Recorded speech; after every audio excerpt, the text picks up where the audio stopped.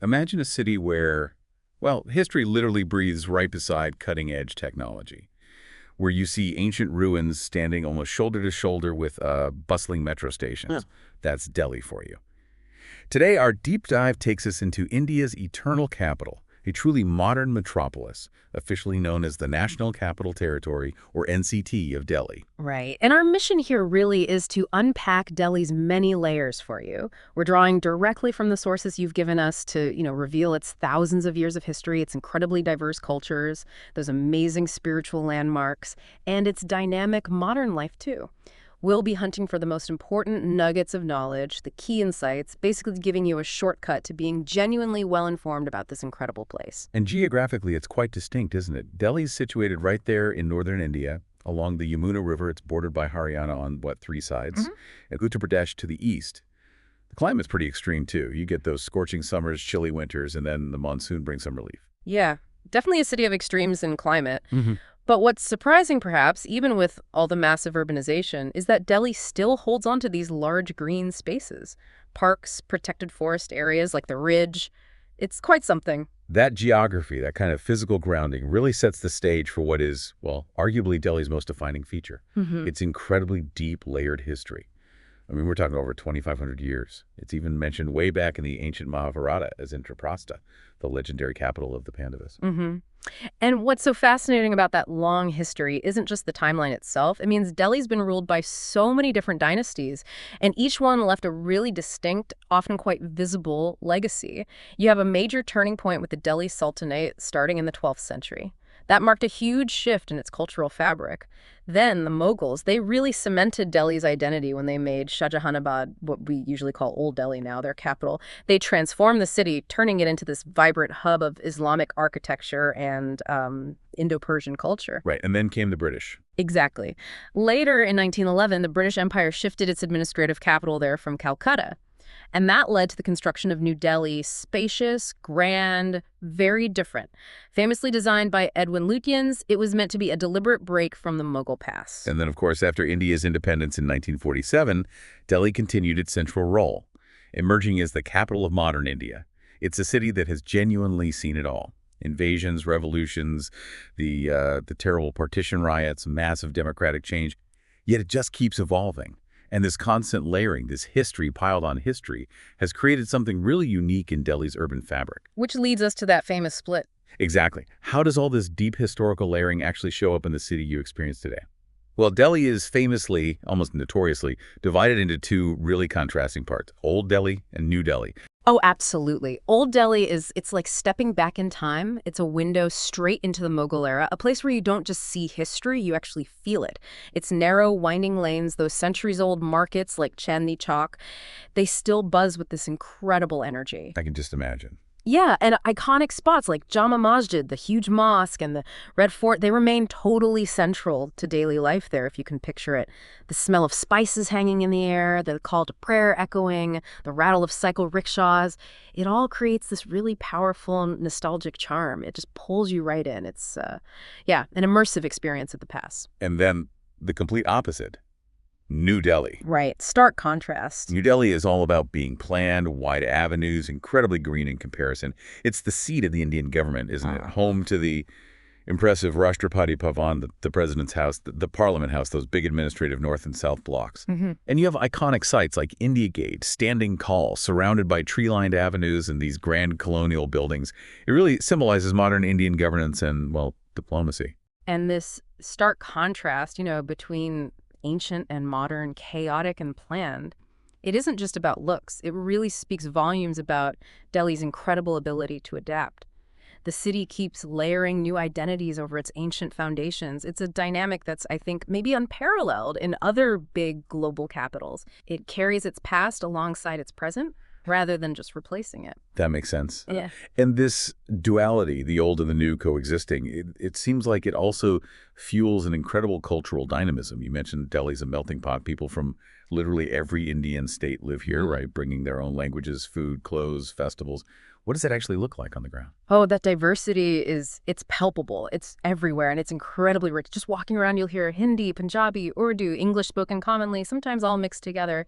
And all the major religions, Hinduism, Islam, Sikhism, Christianity, Jainism, Buddhism, they're all celebrated with real fervor. You see the lights of Diwali, the communal prayers of Eid, the joyous processions for Gurpurab, Christmas festivities, the energy of Navratri. It's all happening. And the city's cultural life is absolutely thriving. It's not just history locked away in museums, though there are great museums too.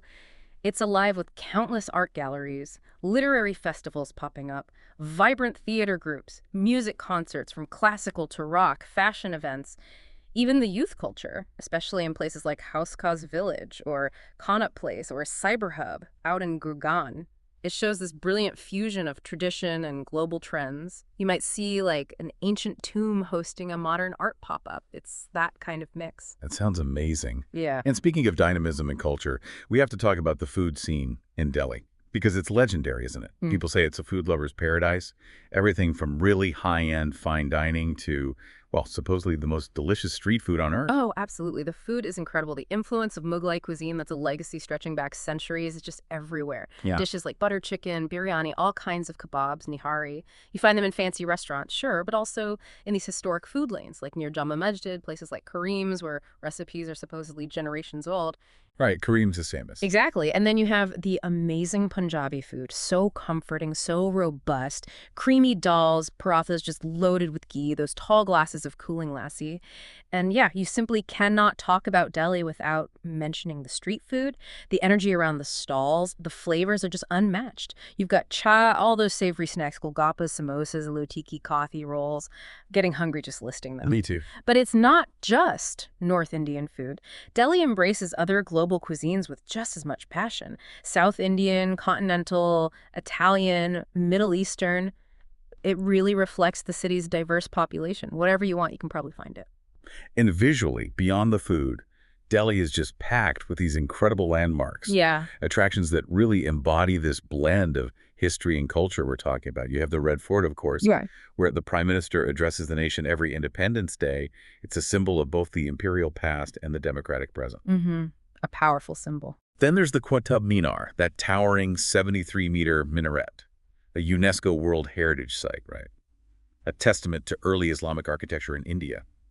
The Lotus Temple is stunning, too, with its unique flower shape, open to all faiths.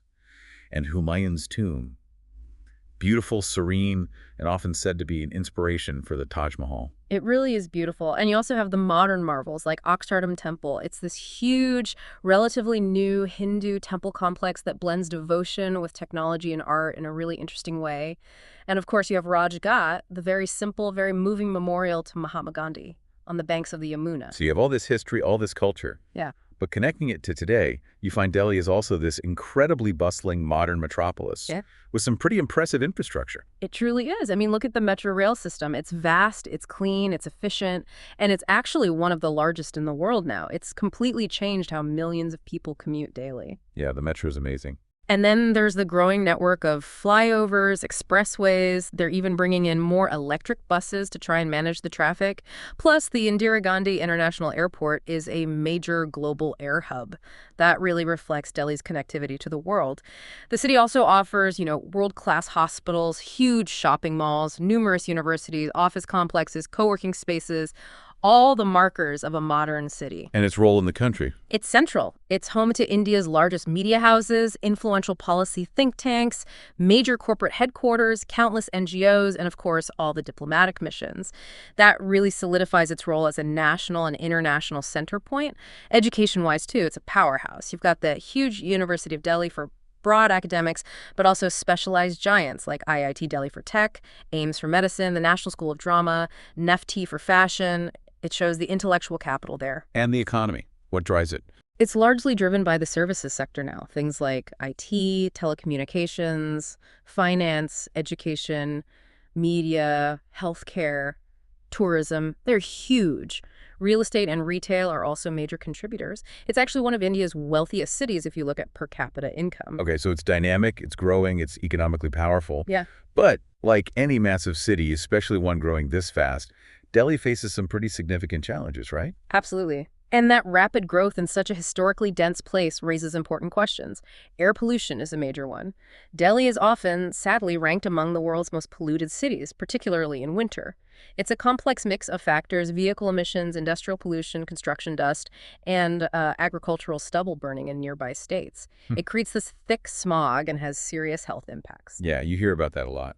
Overpopulation is another huge pressure point. We're talking over 32 million people, if you include the wider National Capital Region, the NCR. That puts constant strain on resources, housing, water, power, transport, everything. And despite the good roads and the excellent metro, traffic congestion is still a massive daily headache. The sheer number of private cars just keeps rising. Water scarcity, too, I imagine. Yes, particularly in the peak summer months, water scarcity becomes a critical issue for many parts of the city.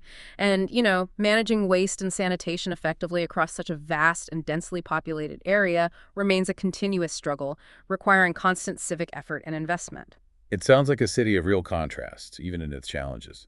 History and modernity, growth and pollution.